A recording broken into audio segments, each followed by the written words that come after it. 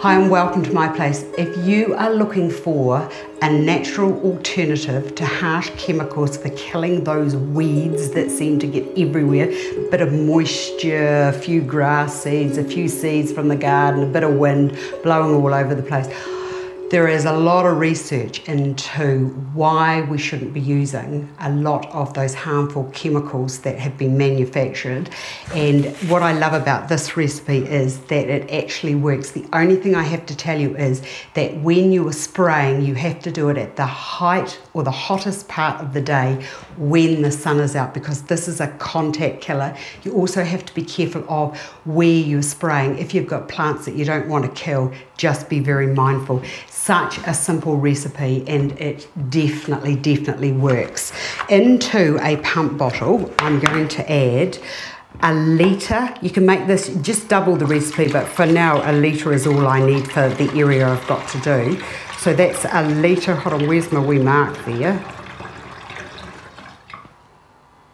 Yes. Have I done it?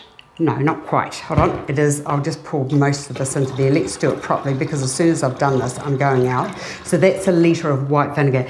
And what I love about vinegar is you can have vinegar in your cupboard for ages and ages and ages, and nothing happens to it. Nothing lives in it, but it's really good at killing bacteria.